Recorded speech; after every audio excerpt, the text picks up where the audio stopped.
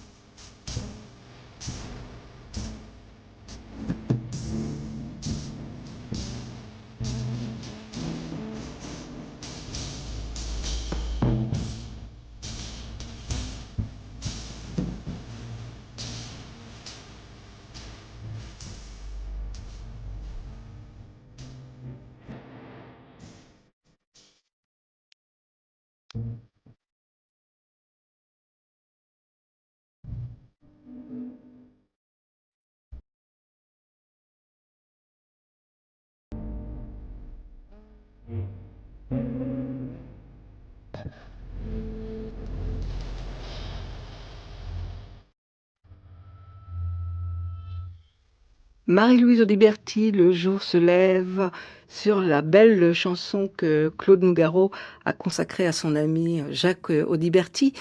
Nous avons entendu, grâce à vous, quelques-unes des archives conservées à l'INA, avec et sur votre père, donc Jacques Audiberti. Il y en a beaucoup d'archives, il y a vraiment énormément de choses. Il a beaucoup parlé à la radio, il a été beaucoup monté par les gens de radio. Alors, avant de nous quitter, peut-être pourriez-vous donner à ce dimanche qui s'ouvre une dimension audibertienne. Il est mort un samedi. Son dernier livre s'appelait Dimanche matin. C'est très curieux que justement cette nuit soit donnée, très peu de jours d'ailleurs, après l'anniversaire de sa naissance, qui était le 25 mars. Voilà, nous sommes exactement dans les temps. 25 mars, naissance de Jacques Audiberti. Aujourd'hui, puisque nous sommes maintenant dimanche matin, c'est dimanche matin. Et d'ailleurs, certains confondent et parlent de ce livre en disant dimanche matin. Non, c'est dimanche matin. Et voilà, que dire d'autre? Il a laissé une très grande œuvre, alors qu'il a vécu finalement pas tellement longtemps. Il est mort en 65, donc ça lui fait 66 ans. Il allait avoir 66 ans.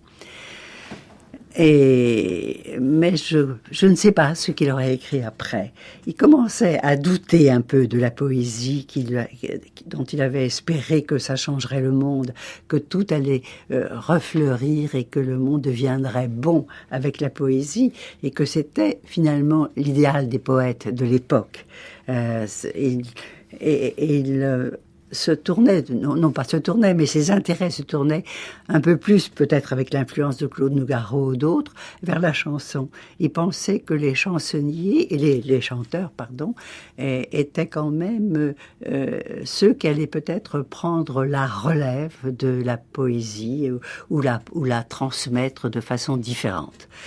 Par exemple, mon père qui a toujours aimé l'alexandrin qui venait de Victor Hugo, il disait que le vers libre était libre de ne pas être un vers, mais en même temps, il a quand même fait beaucoup de vers libres, écrit beaucoup de poèmes en vers libres, et de poèmes qui ont été mis en chanson, comme Trois cigarettes que nous avons entendues au cours de cette nuit, et d'autres. Il y a aussi Bagnolet, autre par l'Empire, ici Bagnolet, c'est aussi un de ces poèmes souvent mis en chanson. Je crois que vous avez préparé une lecture. Peut-être pour terminer cette nuit merveilleuse, nuit rêvée, nuit rêveuse, je vous lirai une lettre que j'ai amenée, une lettre à Suzanne Flon, écrite en février 57. Je dois rappeler que Suzanne Flon avait créé le personnage d'Alarica dans le Malcours en 47, que ça avait été repris 10 ans plus tard, qu'en plus mon père avait adapté, ou plutôt fait une pièce, La Mégère apprivoisée, à partir de Shakespeare, qu'il avait fait jouer par Pierre Brasseur et Suzanne Flon. Et voilà ce qu'il lui écrit, 1er février 1957.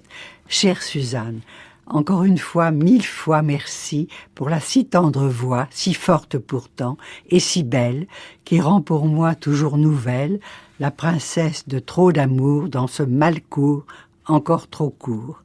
On voudrait t'entendre sans cesse et te voir, aimable princesse, innocence et féminité, nous guérir et nous enchanter par ton geste et par ta musique bien vivante et métaphysique tout au long de notre chemin jusqu'à toujours.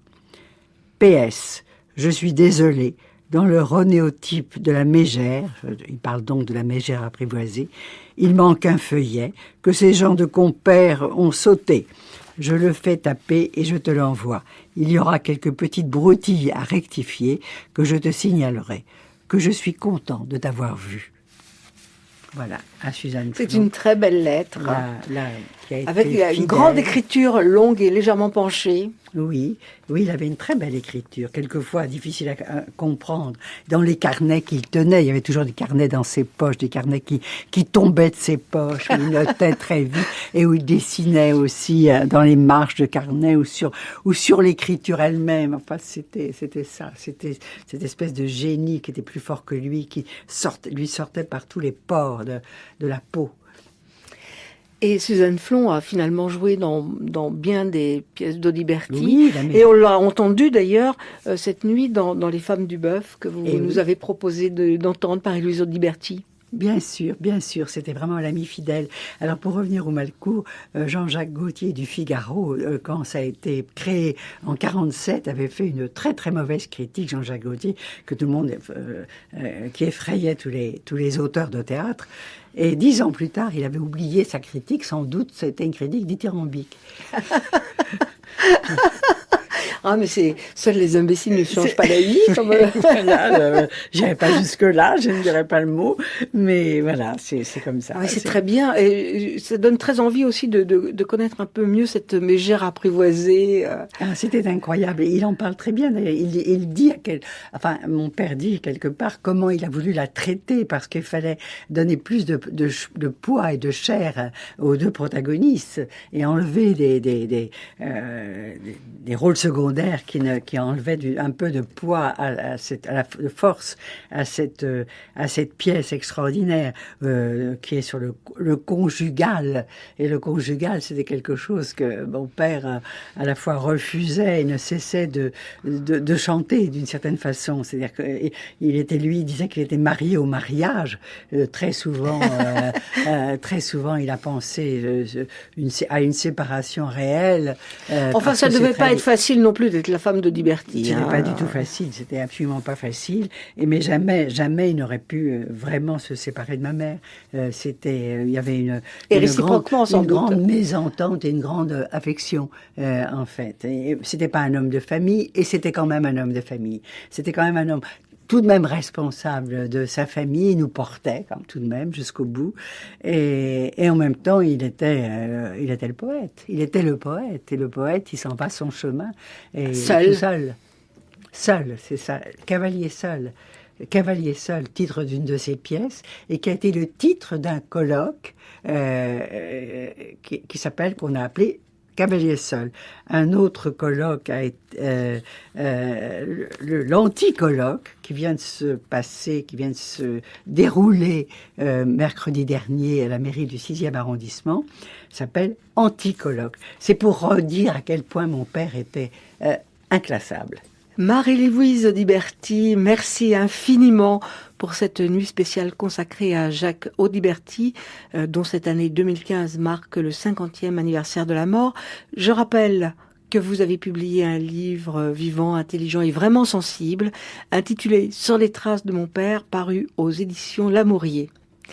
C'était les Nuits de France Culture, documentalistina Annie Lozana, attachée d'émission Hassan Béchour, équipe de réalisation Lise Combe, Virginie Mourtet, Emmanuel Morse-Duncan, Christine Gohémé.